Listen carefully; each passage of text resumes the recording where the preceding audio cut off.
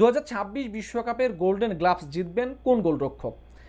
বেশ কয়েকজনই এই তালিকায় ছিলেন, যেখানে ফ্রান্সের গোলরক্ষক মাইক ম্যাগনান, ইংলিশ গোলরক্ষক জর্দান পিকফোর্ড, আর্জেন্টাইন গোলরক্ষক এমিলিয়ানো মার্টিনেজ এবং স্পেনের গোলরক্ষক উনাই সিমন। স্পেন এবং ফ্রান্সের ম্যাচ হওয়ার আগ পর্যন্ত প্রত্যেকেরই ধারণা ছিল এবারের বিশ্বকাপে গোল্ডেন গ্লাভসই উঠবে ফ্রান্সের গোলরক্ষক মাইক ম্যাগনানের হাতে।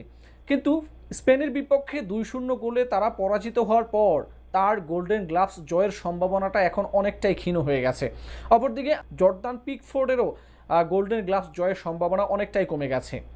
সম্ভাবনা জোরালো হয়েছে দুই গোলরক্ষক এবং ফাইনালিস্টের, একজন উনাই সিমন স্প্যানিশ গোলরক্ষক, অন্যদিকে আর্জেন্টাইন গোলরক্ষক এমিলিয়ানো মার্টিনেজ 2022 তথা সবশেষ বিশ্বকাপেও তিনি গোল্ডেন গ্লাভস জিতেছেন। এবারের আসলে তার সম্ভাবনা রয়েছে, তবে সম্ভাবনাটা বেশি রয়েছে উনাই সিমন্স এবারের আসরে অবিশ্বাস্য পারফর্ম করেছেন। স্পেনের হয়ে বেলজিয়ামের বিপক্ষে ম্যাচ খেলার আগ পর্যন্ত 6টা ম্যাচে তিনি ক্লিনশিট ধরে রাখতে সক্ষম হয়েছেন। এবারের আসরে প্রথম বেলজিয়ামের বিপক্ষে তিনি একটি গোল হজম করেছেন, তার আগে কোনো ম্যাচে তিনি কোনো গোল হজম করেননি।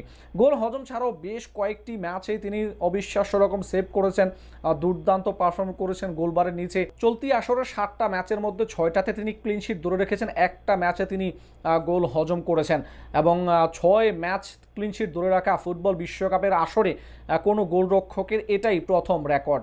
এছাড়াও দীর্ঘ সময় পর্যন্ত ক্লিনশিট ধরে রাখার রেকর্ডটাও গড়েছেন উনাই সিমন। বেলজিয়ামের বিপক্ষে ম্যাচ খেলার আগ পর্যন্ত 649 মিনিট গোল না খাওয়ার অবিশ্বাস্য রেকর্ড গড়েছেন উনাই সিমন, যেটা বিশ্বকাপের মঞ্চে কোনো গোলরক্ষকের প্রথম রেকর্ড। সর্বোপরি তিনি গোল্ডেন গ্লাভস জয়ের ক্ষেত্রে কিছুটা হলেও এগিয়ে থাকবেন। 2 নম্বরে রয়েছেন আর্জেন্টাইন গোলরক্ষক এমিলিয়ানো মার্টিনেজ। গত আসরে তিনি গোল্ডেন গ্লাভস জিতেছেন, এবারের আসরেও তার জয়ের সম্ভাবনা রয়েছে। এবারের আসরের শুরু থেকেই তিনি খুব বেশি একটা ক্লিনশিট রাখতে পারেননি। গ্রুপ পর্বে তিনি প্রথম ম্যাচে আলজেরিয়া এবং দ্বিতীয় ম্যাচে অস্ট্রিয়ার বিপক্ষে ক্লিনশিট রাখতে পেরেছেন। এরপরে জর্দানের বিপক্ষে একটি গোল কনসিড করেছেন। রাউন্ড অফ 32-তে কেপ ভার্দের বিপক্ষে 2টা গোল কনসিড করেছেন। মিশরের বিপক্ষে রাউন্ড অফ 16-এ 2টা গোল হজম করেছেন। কোয়ার্টার ফাইনালে সুইজারল্যান্ডের বিপক্ষে একটি গোল হজম করেছেন।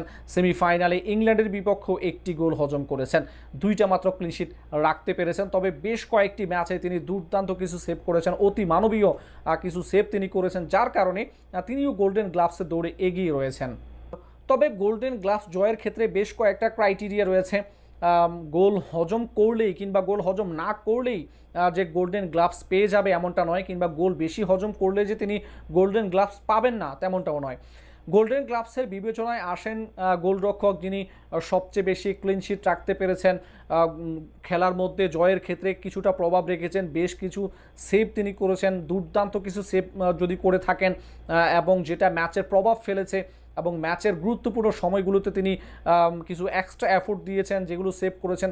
বড় ম্যাচগুলোতে বা বড় দলের বিপক্ষে তার পারফরমেন্স কেমন ছিল, তার প্রভাবটা কেমন ছিল, সামগ্রিকভাবে পুরো বিশ্বকাপে তার পারফরমেন্স কেমন ছিল, এই সমস্ত বিষয়টি মূল্যায়ন করেই শেষ পর্যন্ত সেরা গোলরক্ষক নির্বাচিত করা হয় এবং তার হাতে তুলে দেওয়া হয় গোল্ডেন গ্লাভস।